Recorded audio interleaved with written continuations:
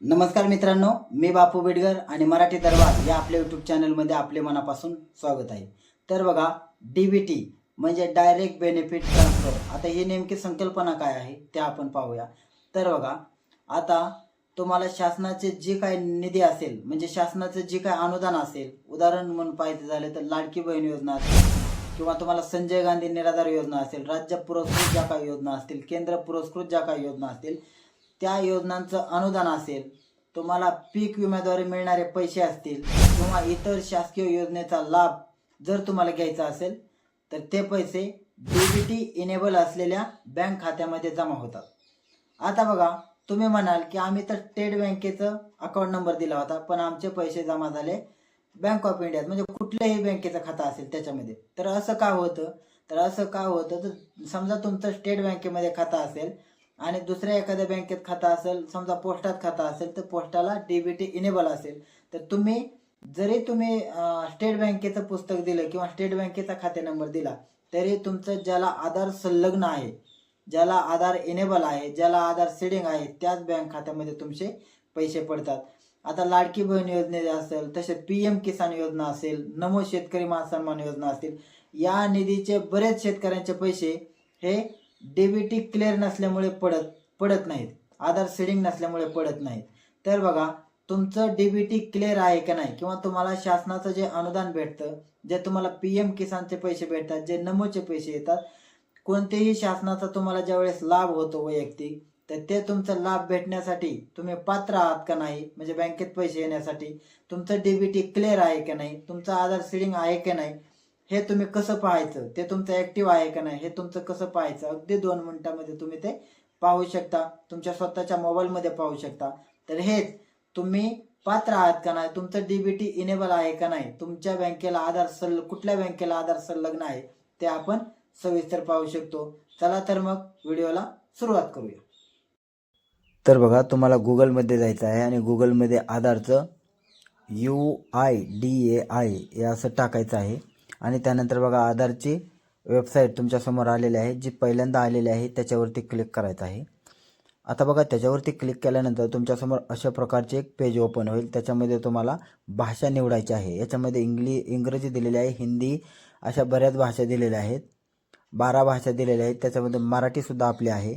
तर आपण जी कुठली भाषा तुम्हाला निवडायची आहे ती भाषा तुम्ही निवडू शकता.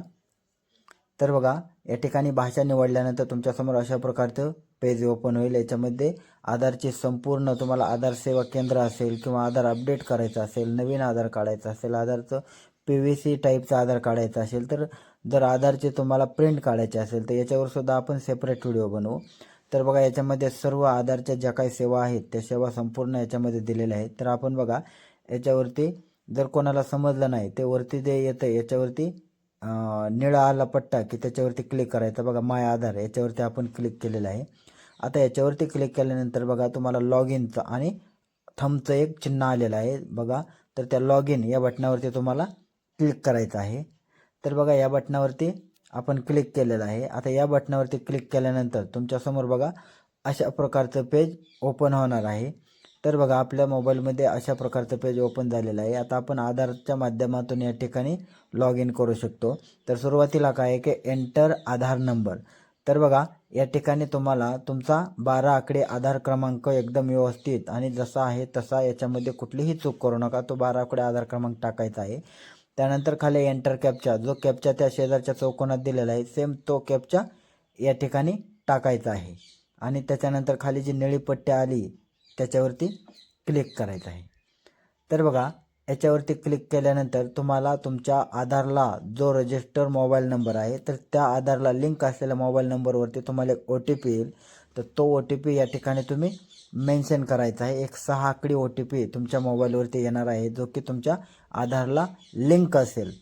तर बघा, याच्यावरती आल्यानंतर तुमच्या मेसेजच्या माध्यमातून तो OTP घ्यायचा आहे. मेसेजमध्ये तो OTP येणार आहे. तर बघा, आपण या ठिकाणी OTP कुठला आलेला आहे तो OTP पाहतोय. तर बघा, या ठिकाणी आपल्याला OTP आलेला आहे आणि तो OTP आपण या ठिकाणी मेन्शन केलेला आहे. आणि त्यानंतर खाली लॉग इन जी निळी पट्टी त्याच्यावरती क्लिक करायचं आहे.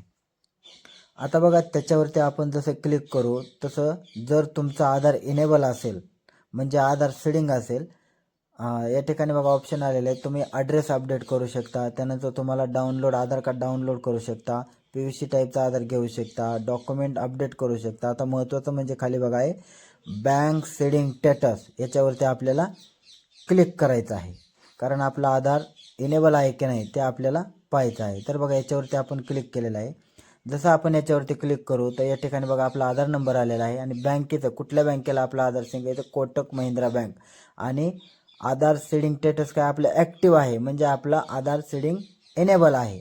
तर बघा अशा प्रकारे तुम्ही आधार सीडिंग तुमचे आहे की नाही, इनेबल आहे की नाही ते आपण पाहू शकता, की जेणेकरून शासकीय योजनेचा लाभ भेटायला तुम्हाला याच्यावरती कोणतीही अडचण येणार नाही. तर मित्रांनो, अशा प्रकारे अगदी 2 ते 3 मिनिटामध्ये तुम्ही पाहू शकता. धन्यवाद.